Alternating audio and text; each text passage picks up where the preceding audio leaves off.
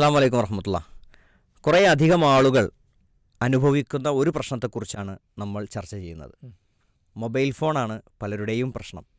അത് ഓരോ വ്യക്തിക്കും, കുടുംബത്തിലും, വീട്ടിലും, നാട്ടിലും, ഭാര്യാഭർത്താക്കന്മാർക്കിടയിലും, ഓഫീസിലുമൊക്കെ അത് പ്രശ്നമായി മാറിയിട്ടുണ്ട്. ഒന്നുകൂടി എഡിറ്റ് ചെയ്ത് പറയാം. നമ്മളിന്ന് ചർച്ച ചെയ്യുന്നത് നമ്മുടെ ഒരു പ്രശ്നത്തെക്കുറിച്ചാണ്. ഞാനും നിങ്ങളൊക്കെ അടങ്ങുന്ന എല്ലാവരുടെയും പ്രശ്നത്തെക്കുറിച്ചാണ് എന്ന് പറയലായിരിക്കും നല്ലത്. ഈ പ്രശ്നം പല അളവിൽ, പല തോതിൽ പലരെയും ബാധിക്കുന്നുണ്ട്.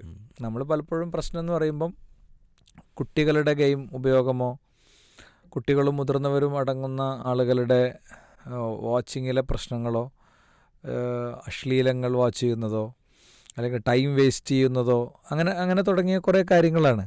യഥാർത്ഥത്തിൽ മൊബൈൽ ഫോൺ എന്ന് പറയുന്ന ഡിവൈസ് ശാരീരികമായി, മാനസികമായി നമ്മുടെ ചിന്തകളെ, ഒരുപാട് കാര്യങ്ങളെ അനുദിനം ബാധിച്ചുകൊണ്ടിരിക്കുന്നുണ്ട്. അത് 100% അംഗീകരിച്ചും ഉൾക്കൊണ്ടും തന്നെ ഈ ചർച്ച തുടങ്ങണം എന്നാണ് എൻ്റെ അഭിപ്രായം.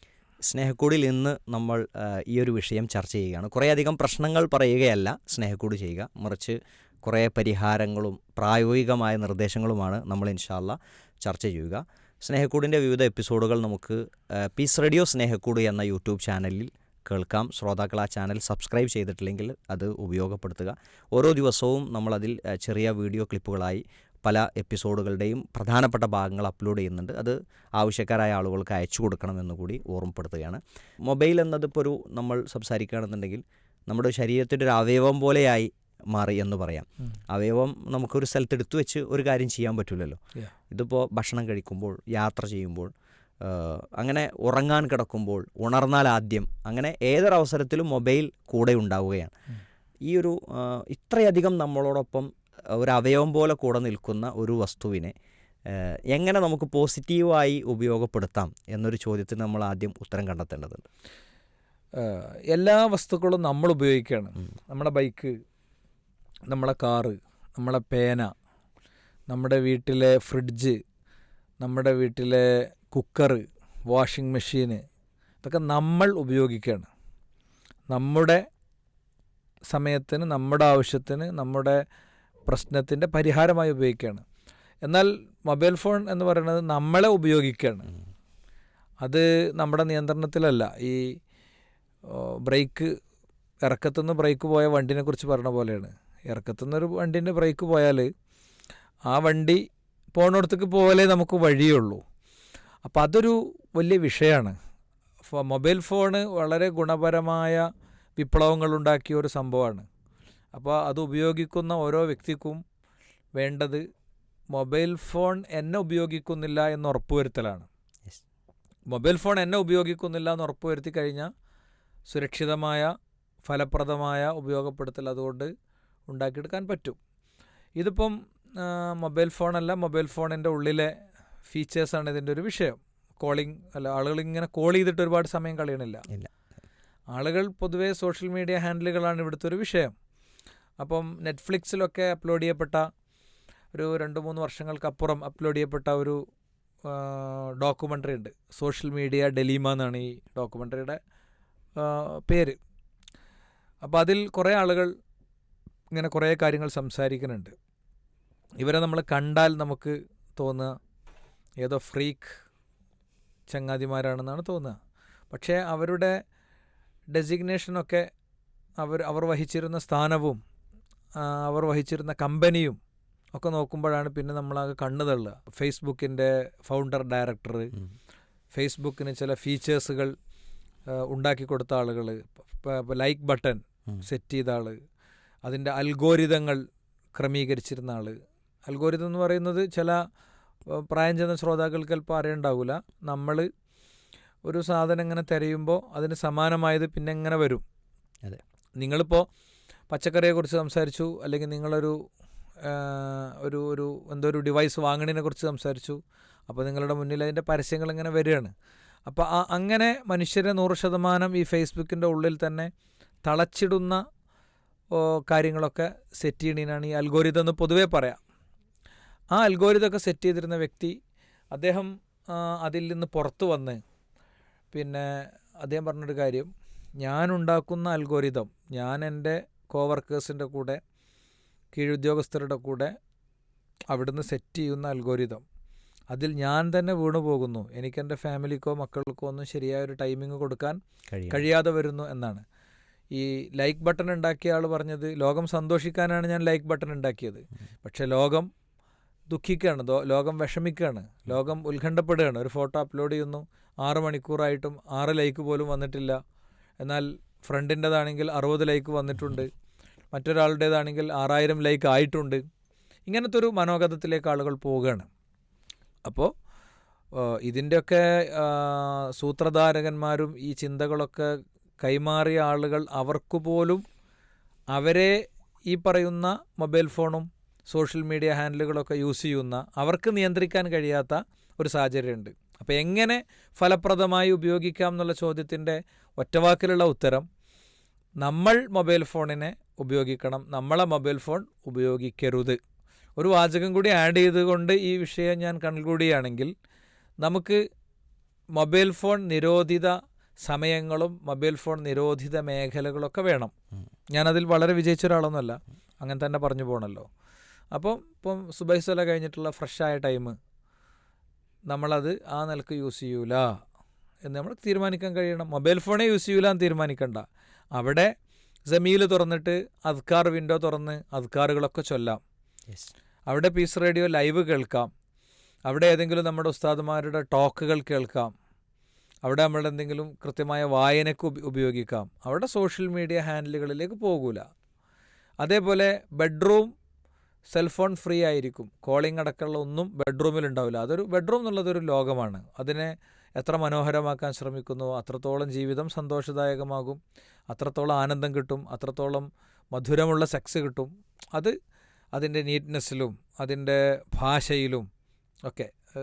ബെഡ്റൂമിൽ കയറിയതിന് ശേഷമുള്ള ഭാഷ, ബെഡ്റൂമിൽ കയറിയതിന് ശേഷമുള്ള ശരീരം, വൃത്തി, ഫോണ് എല്ലാം ഒരു പ്രത്യേക രീതിയിലേക്ക് കൊണ്ടുപോകണം എന്ന് തീരുമാനങ്ങളുണ്ടെങ്കിൽ നടക്കും.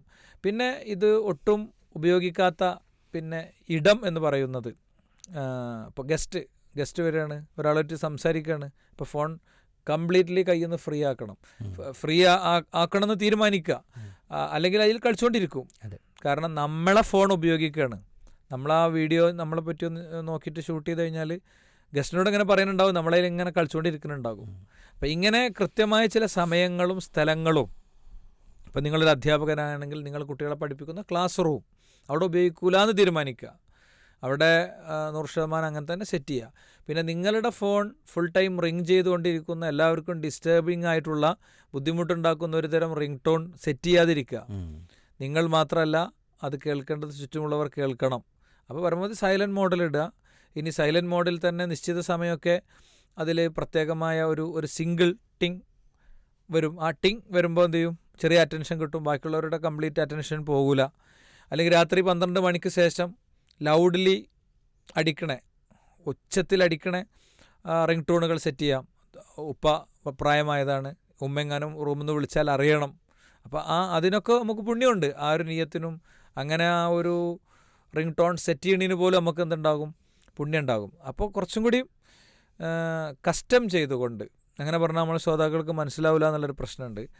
ഈ പറയുന്ന മൊബൈൽ ഫോണും സോഷ്യൽ മീഡിയയും തരുന്ന ഡീഫോൾട്ടഡ് ആയിട്ടുള്ള, അവർ പിന്നെ ഇത് നിങ്ങൾ സെലക്ട് ചെയ്തോളൂ എന്ന് പറഞ്ഞ് തരുന്ന സാധനം എടുക്കണതിന് പകരം നമ്മൾ നമ്മുടേതായ നിലക്ക് അതിനൊന്നങ്ങോട്ട് പരുവപ്പെടുത്തുക എന്നുള്ളതാണ്. ഞാനത് പറഞ്ഞു, ഞാനങ്ങനെ 100% പരുവപ്പെടുത്തിയ ആളൊന്നുമല്ല. പരുവപ്പെടുത്തണം അങ്ങനെ പറയുമ്പോഴായിരിക്കും ചിലപ്പോൾ അത് നടക്കുക. അപ്പോൾ ആ രീതിയിലാകുമ്പോൾ മൊബൈൽ ഫോൺ നമുക്ക് ഭയങ്കര ഫലപ്രദമായിരിക്കും, ഭയങ്കര ഉപകാരപ്രദമായിരിക്കും എന്നാണ് പറയാനുള്ളത്. ഈ നമ്മുടെ സമയം ചിലത് നിയന്ത്രിക്കണം എന്ന് പറഞ്ഞ കൂട്ടത്തിൽ ഇതിപ്പോൾ രക്ഷിതാക്കളും കുട്ടികളും ഒക്കെ ഒരുപോലെ ശ്രദ്ധിക്കേണ്ട ഒരു പ്രധാനപ്പെട്ട ഒരു രംഗം തീൻമേശയിൽ ഒരുമിച്ചിരുന്ന് ഭക്ഷണം കഴിക്കുന്ന സമയത്താണ്. ഭക്ഷണമേശയിൽ കുട്ടികളും രക്ഷിതാക്കളും എല്ലാവരും ഫോണിലാണെന്നുണ്ടെങ്കിൽ, ഇപ്പോൾ ബെഡ്റൂമിലെ സംസാരങ്ങൾ പറഞ്ഞ പോലെ ഒരു പക്ഷേ ഈ ഒരുമിച്ചിരിക്കുമ്പോഴുള്ള സംഭാഷണങ്ങൾ, അവിടെയുള്ള കാര്യങ്ങൾ ശ്രദ്ധ കിട്ടില്ല. ചില കുട്ടികൾക്ക് ഭക്ഷണം കൊടുക്കണമെങ്കിൽ ഫോൺ കൊടുക്കണം എന്ന കണ്ടീഷനുള്ള ആളുകളുണ്ട്. അത്തരം കുട്ടികൾ ചിലപ്പോൾ ഭക്ഷണം കഴിക്കുന്നതിൻ്റെ അളവ് പോലും മാറിപ്പോകുന്നുണ്ട്. അല്ല, അത് എളുപ്പമുണ്ട്. അതിലേറെ നല്ലത് സൈനൈഡ് കൊടുക്കലാണ്, ഫോൺ കൊടുക്കുന്നതിന് പകരം. ഞാനങ്ങനെ ഒരു വീഡിയോ ചെയ്തിരുന്നു. നിങ്ങൾ കുട്ടിക്ക് കയ്യിൽ ബോംബ് കൊടുത്തോളൂ, ഫോൺ കൊടുക്കണ്ടെന്ന് പറഞ്ഞിട്ട്. അപ്പോൾ കുറേ ആളുകൾ വളരെ അത് തോട്ട് പ്രൊവോക്കിംഗ് ആയിരുന്നു, വളരെ ചിന്തിക്കാൻ ഉതകുന്നതായിരുന്നു എന്നൊക്കെ പറയണ്ടായി. ഞാൻ അത്ര ആളുകൾക്ക് അത് സ്ട്രൈക്ക് ചെയ്യുന്നൊന്നും വിചാരിച്ചിട്ടില്ല. നമ്മളെപ്പോഴോ പറഞ്ഞു പോയൊരു കാര്യമായിരുന്നു. എന്ന് പറഞ്ഞ പോലെ കുട്ടി മൊബൈൽ ഫോൺ കൊടുത്താലേ ഭക്ഷണം കഴിക്കുള്ളൂവെങ്കിൽ അതിലേറെ നല്ലത്. കാരണം ആ കുട്ടീനെ നശിപ്പിക്കുകയാണ്. ഭക്ഷണം കഴിച്ചുകൊണ്ടിരിക്കുമ്പോൾ ഈ ഫോൺ ഇങ്ങനെ തോണ്ടിക്കഴിഞ്ഞാൽ ഒരിക്കലും ഭക്ഷണത്തിൻ്റെ രുചിയോ ദഹന പ്രക്രിയയുടെ കാര്യങ്ങളോ ഒന്നും അവിടെ സംഭവിക്കണില്ല. ഭക്ഷണം കഴിക്കുന്നത് വയറിൻ്റെ ആവശ്യത്തിനനുസരിച്ചല്ല, അതറിയാതെ അങ്ങനെ പോവുകയാണ്, തൊണ്ടയിലൂടെ അങ്ങനെ പോവുകയാണ്. ഉമ്മാക്ക് ഭയങ്കര സംതൃപ്തി, നല്ല കുണ്ടപ്പള്ളയെന്നൊക്കെ പറയും. അതുകൊണ്ട് കാര്യമൊന്നുമില്ല. ഈ കുട്ടികൾ ഇപ്പോൾ സ്കൂളിൽ വിട്ട് വന്നു അല്ലെങ്കിൽ നഴ്സറിയിൽ നിന്ന് വിട്ട് വന്നു, അപ്പോൾ കുറേ സംസാരിക്കാനുണ്ടാവും അവർക്ക്. ആ സംസാരം കേട്ടുകൊണ്ട് തന്നെ എന്ന മൂളലോടുകൂടി ഫോൺ നോക്കുന്ന ആളുകൾ വിചാരിക്കുന്നത് ഞാൻ ഈ കുട്ടി പറയുന്നത് ഫുള്ള് ശ്രദ്ധിക്കുന്നുണ്ട് എന്നാണ്. പക്ഷേ ഒരാളോട് സംസാരിക്കുമ്പോൾ നമ്മൾ ഫോണിലാണെങ്കിൽ ഇപ്പോൾ 1000 ആളുകൾ ഒരു ഓഡിറ്റോറിയത്തിലിരിക്കുന്നു, 1000 ആളുകളും 1000 ലോകത്തായിരിക്കും അവർ ഫോണിലാണെങ്കിൽ. അവർ ഫോണിലല്ലെങ്കിലാണ് അവർ ഒരേ ലോകത്തായി മാറുള്ളൂ.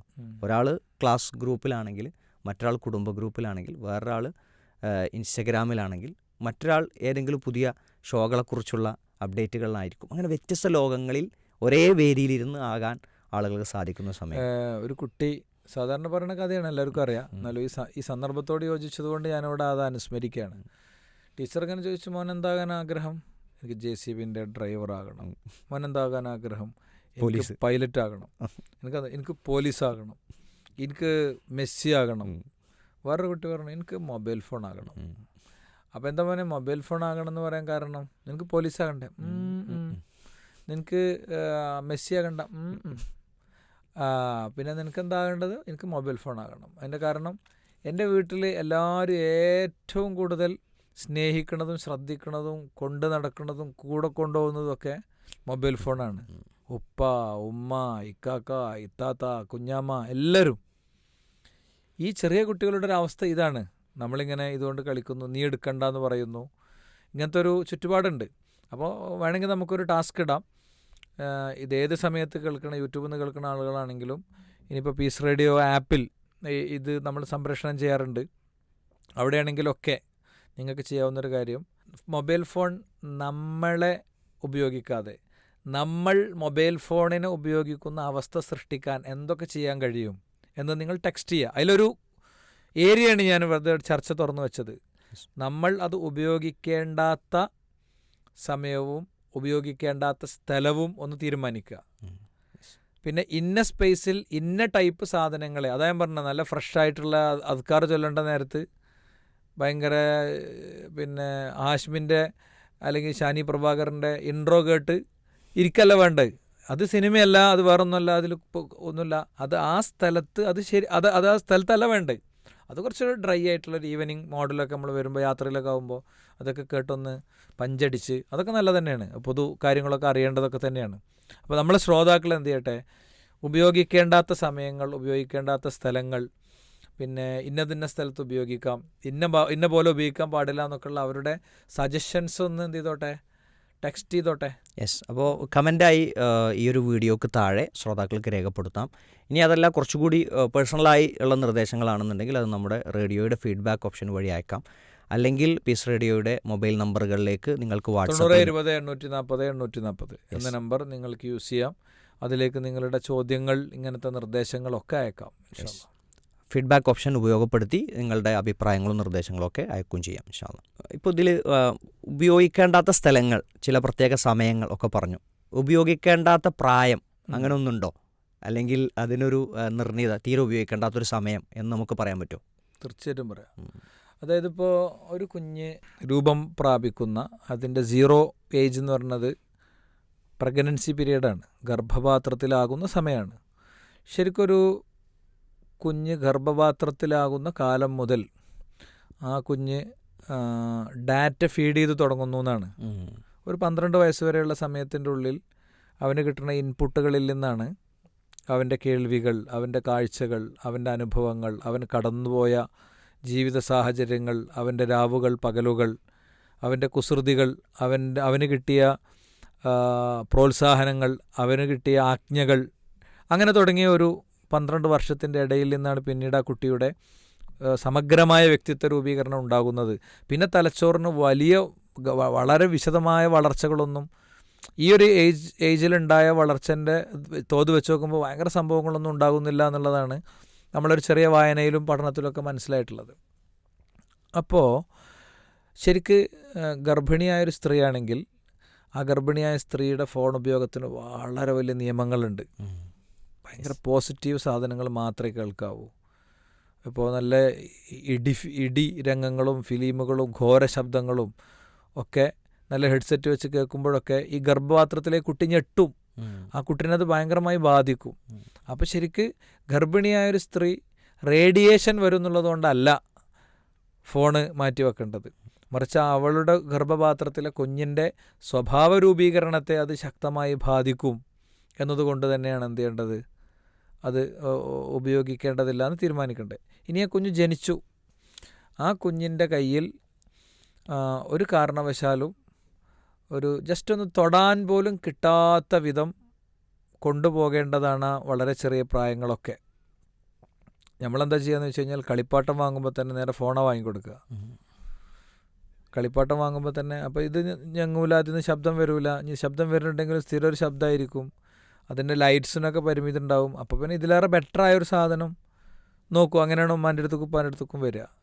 അതല്ലെങ്കിൽ നമ്മൾ അവനിങ്ങനെ ഫോൺ ചെയ്ത് കാണിക്കണതൊക്കെ നമുക്ക് ഭയങ്കര സംഭവമായിട്ട് വരും. അപ്പം നമ്മൾ ആ കുഞ്ഞിനെ മൊബൈൽ ഫോണിൻ്റെ ലോകത്ത് നിന്ന് പരമാവധി മാറ്റി നിർത്തി തന്നെയാണ് വേണ്ടത്. 1 വയസ്സ് 2 വയസ്സ് 3 വയസ്സ് 4 വയസ്സ് 5 വയസ്സ് ഒക്കെ വരെ ഒന്നും തൊട പോലും വേണ്ട. ഇത് അതിലൊക്കെ പരിമിതി ഉണ്ട്. ഞാനീ പറയണത് പൂർണ്ണമായും സംഭവിപ്പിക്കാൻ പറ്റുന്ന കാര്യമൊന്നുമല്ല. പക്ഷേ പറ്റുമെങ്കിൽ അതാണ് ചെയ്യേണ്ടത്.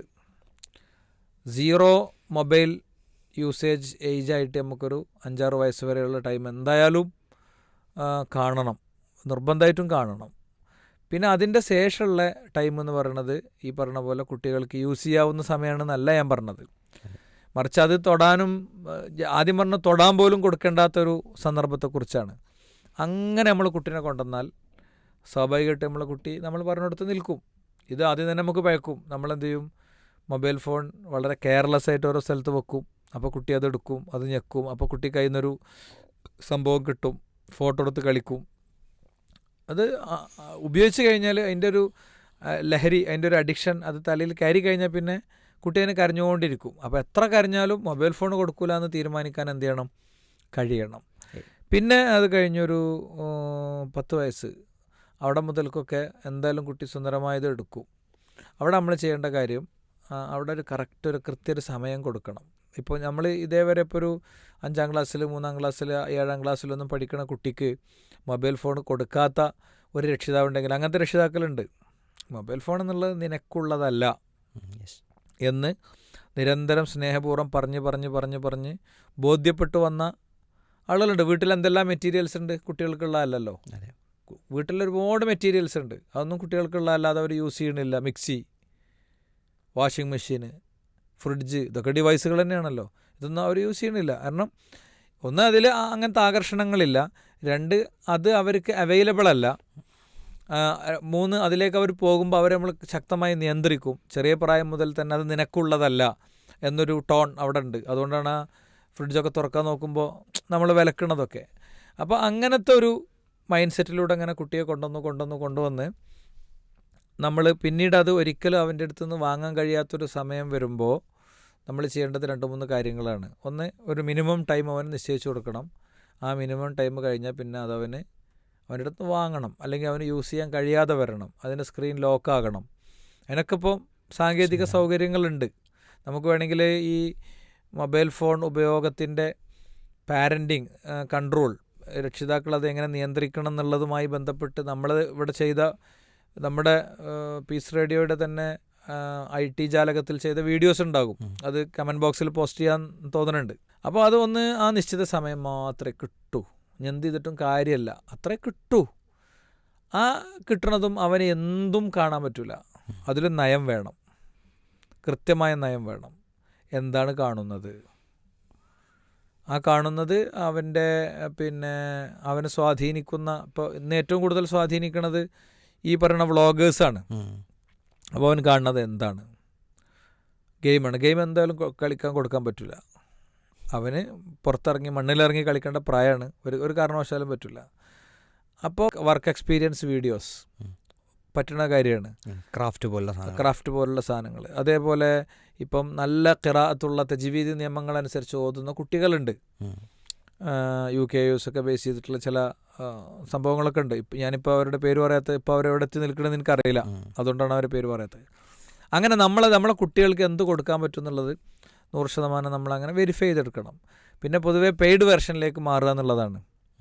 പെയ്ഡ് വെർഷനിലേക്ക് മാറുമ്പോൾ അത് യൂട്യൂബിനുള്ളൊരു പരസ്യമാണ്, എന്നാൽ പോലും അതിൽ നമുക്കൊരു ഒരുപാട് ഗുണമുണ്ട്. വേറെ ആഡുകളൊന്നും വരില്ല. ഇപ്പോൾ നഗ്ന സ്ത്രീ ശരീരങ്ങളോ അങ്ങനത്തെ കാര്യങ്ങളൊന്നും വരില്ല. പിന്നെ അതേപോലെ തന്നെ ഇതൊരു പബ്ലിക് യൂസിന് മാത്രമേ കൊടുക്കാവൂ. പ്രൈവറ്റ് യൂസിന് ഒരു കാരണവശാലും കൊടുക്കാൻ പാടില്ല കുട്ടികൾക്ക്. ഈ അവസാനം പറഞ്ഞ കാര്യങ്ങളൊക്കെ എല്ലാ ഏജിലേക്കും ബാധകമായ കാര്യമാണ്. യെസ്, കുട്ടികൾക്ക് പബ്ലിക് പ്ലേസിലാവണം, നമുക്ക് സ്വകാര്യ സ്ഥലത്താവാം എന്നല്ല പറയണത്. അതെ, ഞാൻ പറഞ്ഞത് ഇതിപ്പോൾ ആദ്യം നമ്മൾ എന്ത് ചെയ്തു, ഒരു 5, 6, 7 വയസ്സ് വരെയുള്ള കുട്ടിക്ക് മൊബൈലേ തൊടാൻ കൊടുക്കണ്ട, എത്ര തൊടാൻ കൊടുത്തിട്ടില്ല അത്ര നല്ലത് എന്ന് നമ്മൾ പറഞ്ഞു. പിന്നെ അത് നമുക്ക് സാധിക്കാത്തൊരു ഏജിലേക്കാണ് പോണത്. അങ്ങനത്തെ ഒരു ഏജിലേക്ക് പോകുമ്പോൾ സ്വാഭാവികമായിട്ടും കൊടുക്കുന്നതൊരു നിശ്ചിത ടൈം ലിമിറ്റ് ചെയ്തിട്ട് കൊടുക്കുക. ഒരു 15 മിനിറ്റ് അങ്ങനെയൊക്കെ ലിമിറ്റ് ചെയ്തിട്ട് കൊടുക്കുക. ആ ലിമിറ്റ് ചെയ്ത് കൊടുക്കുമ്പോൾ തന്നെ ആ 15 മിനിറ്റ് അവർ എന്ത് കാണുന്നു, ആ 15 മിനിറ്റ് അവരെ എവിടെ നിന്ന് കാണുന്നു, ചുമരിലേക്ക് തിരിഞ്ഞിരുന്ന ഒരു പ്രൈവറ്റ് സ്പേസിൽ നിന്ന് കാണുന്നതാണോ, ഇതൊക്കെ ഒരു പ്രധാന ക്വസ്റ്റ്യനാണ്. ഈ പറയണ പ്രൈവറ്റ് സ്പേസ് പാടില്ല, എന്ത് കാണുന്നു എന്ന് അറിയണം എന്നൊക്കെ പറയണത് +1കാരനും +2കാരനും ഒക്കെ ബാധകമായിട്ടുള്ള കാര്യമാണ്. അവളെ റൂമിൽ ഇരുന്നിട്ടല്ല. പ്രത്യേകിച്ച് അവരൊന്നും നൈറ്റിലൊന്നും അവർക്ക് ഫോൺ ഉപയോഗിക്കാൻ കൊടുക്കാനേ പാടില്ല. അപ്പോൾ നമ്മൾ ചർച്ച ചെയ്ത വിഷയം ഏതാണ്, ഇത് കൊടുക്കേണ്ടാത്ത പ്രായമുണ്ടോ, കൊടുക്കേണ്ടാത്ത പ്രായമുണ്ട്. ലിമിറ്റ് ചെയ്ത് കൊടുക്കേണ്ട പ്രായമുണ്ടോ, ലിമിറ്റ് ചെയ്ത് കൊടുക്കേണ്ട പ്രായമുണ്ട്. ലിമിറ്റ് ചെയ്യുമ്പോൾ സമയം മാത്രമല്ല, കണ്ടൻറ്റും ഉപയോഗിക്കുന്ന സ്പേസും സ്ഥലവും ഒക്കെ എന്ത് ചെയ്യണം, ലിമിറ്റ് ചെയ്യണം. അത് കടന്നുപയോഗിക്കരുത്, അല്ലേ? കടന്നുപയോഗിക്കുമ്പോൾ കുറച്ചുകൂടി പ്രശ്നങ്ങളുണ്ടല്ലോ. ഈ കിടത്തെന്ന് പറഞ്ഞാൽ നമ്മൾ വിശ്രമിക്കുന്ന സമയമാണ്. ശരീരത്തിന് എപ്പോഴാണോ വിശ്രമിക്കാൻ ആവശ്യപ്പെടുന്നത് അപ്പോഴാണ് നമ്മൾ കിടക്കുക. ശരിക്കും അതാണ് അതിൻ്റെ കണക്ക്. ആ വിശ്രമ സമയം നമ്മൾ മൊബൈൽ ഫോൺ ഉപയോഗം എന്ന് പറഞ്ഞാൽ അതൊരു ജോലിയാണ്. അത് കണ്ണിന് ജോലിയാണ്, കയ്യിന് ജോലിയാണ്, മനസ്സിന് ജോലിയാണ്. അപ്പോൾ ശരീരം വിശ്രമം ആവശ്യപ്പെടുമ്പോൾ നമ്മുടെ ഒരുപാട് അവയവങ്ങൾ ഒരുപോലെ പ്രവർത്തിപ്പിക്കുക എന്നൊരു അധ്വാനമാണ് യഥാർത്ഥത്തിൽ കിടന്ന് മൊബൈൽ ഉപയോഗിക്കുക എന്ന് പറയുമ്പോൾ. അപ്പോൾ നമ്മൾ അത് ചാരിയിരുന്ന് ആശ്വാസത്തിൽ ചുമരിനോട് ചാരിയിരുന്ന് ഉപയോഗിക്കാതെ നല്ല വെളിച്ചമുള്ള സ്ഥലത്ത്, പബ്ലിക്കിൽ ആളുകൾ കാണുന്ന സ്ഥലത്ത്, അവിടെ വെച്ച് നേരെ ഇരുന്ന്, ചില ആളുകൾ മൊബൈൽ ഉപയോഗിക്കുമ്പോൾ കുനിഞ്ഞിരുന്ന് താഴ്ന്നാണ് ഉപയോഗിക്കുക, വളരെ താഴ്ന്നാണ് ഉപയോഗിക്കുക. അത് ശരീരത്തിന് കുറേ പ്രശ്നങ്ങൾ ഉണ്ടാക്കുന്നുണ്ട്. നേരെ ഇരുന്ന് ഉയരത്തിൽ വെച്ചിട്ടാണ് മൊബൈൽ ഉപയോഗിക്കേണ്ടത്. അതുപോലെ തന്നെ അപ്പോൾ ശ്രദ്ധിക്കേണ്ടത്, പബ്ലിക് പ്ലേസ് എന്ന് പറഞ്ഞപ്പോൾ കൂട്ടത്തിൽ പറയാൻ പറ്റിയൊരു കാര്യം, അത് നമ്മൾ മൊബൈൽ ഫോൺ ഉപയോഗിക്കുന്നത് പല ആളുകളും ഹെഡ്സെറ്റ് ഉപയോഗിച്ചായിരിക്കും മൊബൈൽ ഉപയോഗിക്കുക. അതൊരു പക്ഷേ യാത്രയിൽ അതാവശ്യമാണ്, നമ്മൾ കേൾക്കുന്ന കാര്യങ്ങൾ വ്യക്തമായി. പക്ഷേ വീട്ടിനകത്തും നമ്മൾ ഇത് ഹെഡ്സെറ്റ് വെച്ച് തന്നെ കുട്ടികൾ ഫോൺ ഉപയോഗിക്കുകയാണെന്നുണ്ടെങ്കിൽ അത് വേറെ മോശപ്പെട്ട എന്തിലേക്കും നീങ്ങി പോകുന്നുണ്ടോ എന്നുള്ളത് രക്ഷിതാക്കൾക്ക് മനസ്സിലാക്കാൻ സാധിക്കാത്തൊരവസ്ഥ വരും. അതുകൊണ്ട് ആ ഒരു ഹെഡ്സെറ്റ് വെച്ചുള്ള ഉപയോഗം, പബ്ലിക് പ്ലേസിലെ ഉപയോഗത്തിലും ഹെഡ്സെറ്റ് ഒഴിവാക്കുക എന്നുള്ളതും ഈ ഒരു പ്രശ്നം ഇല്ലാതിരിക്കാനുള്ള ഒരു നല്ലൊരു മാർഗം കൂടിയാണ്. പബ്ലിക് പ്ലേസ് നമ്മൾ പറഞ്ഞത് പൊതുനിരത്ത് എന്നുള്ള അർത്ഥത്തിലല്ല. അത് ചിലപ്പോൾ അങ്ങനെ തെറ്റിദ്ധരിക്കും. അഥവാ നിങ്ങളുടെ റൂമിൽ, കുട്ടികളുടെ റൂമിൽ അവരുടെ റീഡിംഗ് ടേബിളിൽ വെച്ച്, അവരുടെ കട്ടിലിൽ വെച്ച് അത് യൂസ് ചെയ്യുന്നത് പ്രൈവറ്റ് യൂസാണ്. നേരെ മറിച്ച് ഡൈനിങ് ഹാളിൽ, അടുക്കളയിൽ, ഉമ്മാൻ്റെ പ്രസൻസിൽ, വാപ്പാൻ്റെ പ്രസൻസിൽ, പെങ്ങന്മാരുടെ സാന്നിധ്യത്തിൽ, ആങ്ങളുടെ സാന്നിധ്യത്തിൽ ഫോൺ ഉപയോഗിക്കുക എന്ന് പറയുന്നത്, അതാണ് നമ്മൾ പബ്ലിക് സ്പേസ്, പൊതു ഇടം എന്നവിടെ പറഞ്ഞത്. അഥവാ നമുക്ക് വേണ്ടാത്തൊരു സംഗതി കാണാനുള്ള പ്രചോദനങ്ങളെ ഇല്ലാതാക്കുക എന്നുള്ളതാണ് അവിടുത്തെ ഉദ്ദേശം. അത് രക്ഷിതാക്കൾക്കും മുതിർന്നവർക്കൊക്കെ ബാധകമായിട്ടുള്ളൊരു കാര്യം തന്നെയാണ് നമ്മൾ പറയുന്നത്. ഈ കുട്ടികളുടെ ഏജുമായി ബന്ധപ്പെട്ട് പറഞ്ഞപ്പോൾ അതിൽ സംസാരത്തിൽ നമ്മൾ ആദ്യം പറഞ്ഞിരുന്നു 12 വയസ്സ് വരെ എത്ര ഒഴിവാക്കാൻ കഴിയുമോ അത് ഒഴിവാക്കുക തന്നെയാണ് വേണ്ടത്. പിന്നെ നമ്മൾ പറഞ്ഞതിൽ നിന്ന് 5 വയസ്സ് കഴിഞ്ഞ ഏതെങ്കിലും കുട്ടികൾ സ്നേഹക്കൂടിൽ 5 വയസ്സ് കഴിഞ്ഞാൽ നിയന്ത്രിച്ച് തരണം എന്ന് പറഞ്ഞു എന്ന് പറയേണ്ടതില്ല. അങ്ങനെ അവിടെ പറഞ്ഞിട്ടില്ല. 12 വയസ്സ് വരെ എന്തായാലും 12 അല്ല, ശരിക്കും 14ആണ്. 14 വയസ്സാണ്. Yes, okay. അപ്പോൾ ഇനി 14 കഴിഞ്ഞിട്ട് രക്ഷിതാക്കൾ നിയന്ത്രിക്കുന്നുണ്ടെങ്കിൽ അത് വളരെ നല്ലതാണ്. കാരണം ഒരാൾ എത്രമാത്രം ഇത് ഉപയോഗം ഒഴിവാക്കുന്നോ അയാളുടെ പ്രൊഡക്ടിവിറ്റി കൂടും, അയാളുടെ ചിന്താശേഷി വർദ്ധിക്കും. അത് പഠനങ്ങളാണ്. അപ്പോൾ കുട്ടികളുടെ മൊബൈൽ ഉപയോഗം എത്ര കണ്ട് ചുരുങ്ങുന്നോ അത്രയധികം ആ കുട്ടിക്ക് കൂടുതൽ ബുദ്ധിയുടെ നിലവാരവും പ്രവർത്തനങ്ങളിലുള്ള ശ്രദ്ധയും ഒക്കെ വർദ്ധിക്കും എന്നുള്ളത് സാധിക്കുന്ന കാര്യമാണ്. മറ്റൊരു കാര്യം കൂടി അതിൽ സൂചിപ്പിക്കാൻ തോന്നുന്നത്, മൊബൈൽ ഫോൺ നമ്മളിപ്പോൾ കുട്ടികളെ പറ്റി പറയുമ്പോൾ ആൽഫ ജനറേഷനിലാണ്, പിന്നെ മൊബൈലിലേക്ക് പറന്നു വീണവരാണ് എന്നൊക്കെ നമ്മുടെ ക്ലാസ്സുകളിൽ കേൾക്കുമ്പോൾ അതിൽ നിന്ന് മനസ്സിലാക്കേണ്ടത് ചെറുപ്പത്തിൽ തന്നെ അവർക്ക് മൊബൈൽ കൊടുക്കണം എന്നല്ല. അവരുടെ ഏത് രൂപത്തിൽ അവരെ പരിഗണിക്കണം എന്നും അവരോട് എങ്ങനെ സംസാരിക്കണം എന്നൊക്കെ മനസ്സിലാകാനുള്ള ചില കാര്യങ്ങളാണ് അങ്ങനെ പ്രയോഗങ്ങളിലൂടെ പഠിപ്പിക്കുന്നത്. എത്ര കണ്ട് ഒഴിവാക്കാൻ, ഡെയിലി 15 മിനിറ്റ് എന്ന് പറഞ്ഞ പോലെ. അപ്പോൾ വെക്കേഷൻ സമയത്തൊക്കെ എല്ലാ കുട്ടികളും കൂടി ഒരേ മൊബൈലിൽ വീഡിയോകൾ കാണുക, അല്ലെങ്കിൽ എല്ലാവരും അവനവൻ്റെ മൊബൈലിൽ കൂട്ടമായി ഗെയിമിൽ ഏർപ്പെടുക, അങ്ങനത്തെ സമയത്തൊക്കെ അവർക്ക് പ്രത്യേകമായ ചില ആക്ടിവിറ്റികൾ കൊടുത്ത് അതിൽ നിന്ന് അവരെ മാറ്റിയെടുക്കാൻ ശ്രദ്ധിക്കാൻ പറ്റും. ഇപ്പോൾ കഴിഞ്ഞ വെക്കേഷനിൽ ഞാൻ നടപ്പിലാക്കിയൊരു സംഗതി, കുട്ടികൾക്ക് നോ ഫോൺ ചലഞ്ച് എന്നൊരു ചലഞ്ച് പ്രഖ്യാപിച്ചു. നമ്മൾ പേരക്കുട്ടികളെല്ലാവരും വെക്കേഷൻ സമയത്ത് വീട്ടിലുള്ള സമയത്ത് അങ്ങനെ പ്രഖ്യാപിച്ചു. അപ്പോൾ ഓരോ ദിവസവും വൈകുന്നേരം ഡെയിലി ഒരു ഗിഫ്റ്റ്, ചെറിയ എന്തെങ്കിലും സമ്മാനങ്ങളായിരിക്കും കൊടുക്കുന്നത്. കൊടുക്കുന്ന സമ്മാനത്തിനല്ല, അത് പ്രസൻറ്റ് ചെയ്യുന്ന ഒരു രീതിക്കാണ് അതിൽ പ്രാധാന്യം. അപ്പോൾ ഉമ്മാനെ കൊണ്ടുവരും, വാപ്പാനെ വിളിക്കും, അങ്ങനെ പ്രധാനപ്പെട്ട ആളാരാണോ അയാളാണ് സമ്മാനം കൊടുക്കുക. അപ്പോൾ നോ ഫോൺ ചലഞ്ച് അത് ബോർഡിലൊക്കെ എഴുതി വെച്ച് അന്ന് ദിവസം മുഴുവൻ ഫോൺ ഉപയോഗിക്കാത്ത ഒരു അവസ്ഥ ഉണ്ടാക്കുക. അതൊരു 10 ദിവസത്തെ ചലഞ്ചായി തുടരുകയാണ്. അപ്പോൾ ഈ 10 ദിവസം പൂർണ്ണമായി ഒഴിവാക്കുമ്പോൾ, അല്ലെങ്കിൽ ഒരു 7 ദിവസം ഒഴിവാക്കുമ്പോൾ അവർക്ക് വീക്കിലി സമ്മാനം കൊടുക്കുകയാണ്.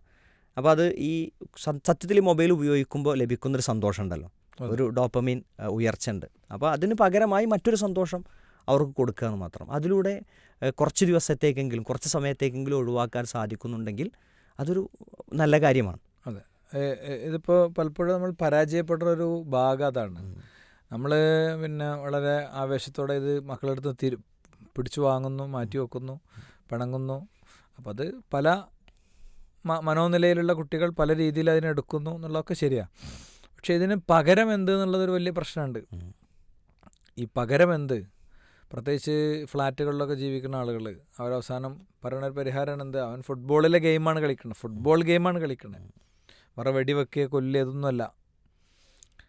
യഥാർത്ഥത്തിൽ ഇതില്ലാത്ത ഒരു വലിയ ജനറേഷൻ കഴിഞ്ഞു പോയിട്ടുണ്ടല്ലോ, നമ്മളൊന്നും പ്രായത്തിൽ ഇതൊന്നും ഉണ്ടായിട്ടില്ല.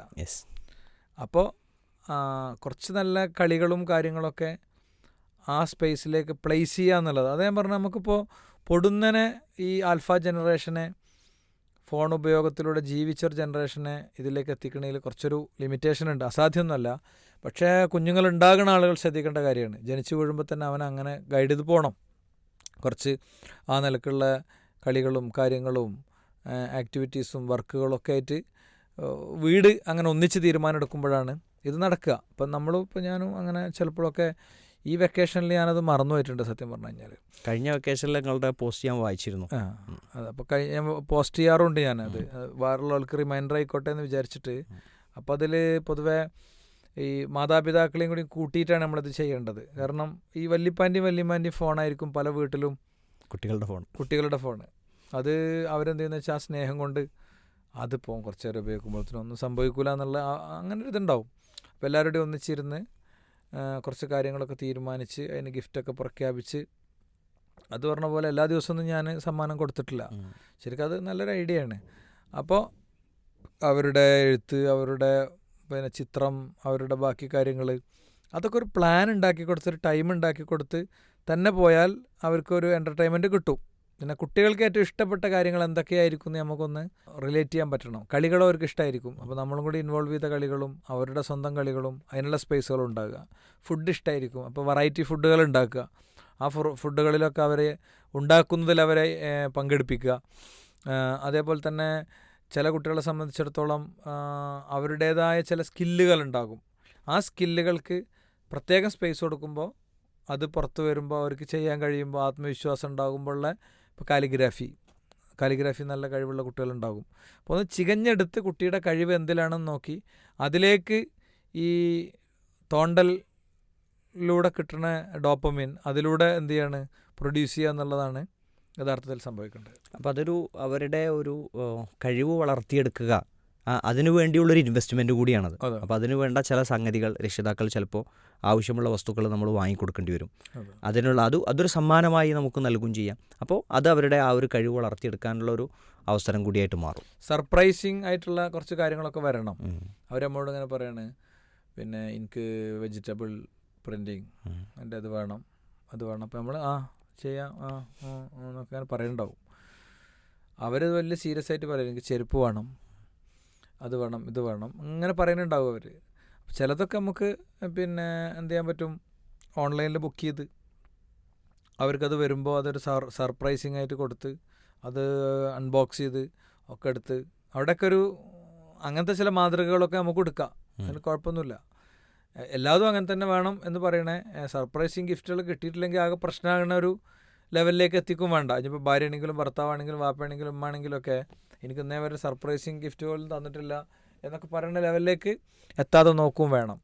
അപ്പോൾ ഓരോ വീടിൻ്റെയും അവരുടെ സാമ്പത്തികത്തിൻ്റെയും അവരുടെ സാഹചര്യത്തിൻ്റെയും ഒക്കെ അവസ്ഥ വെച്ചിട്ട് ഇതിലൊക്കെ ചെയ്യാം. പിന്നെ ചില ഏജിൽ നടന്ന ചില കാര്യങ്ങൾ അടുത്തൊരു ഏജിൽ നടക്കൂല.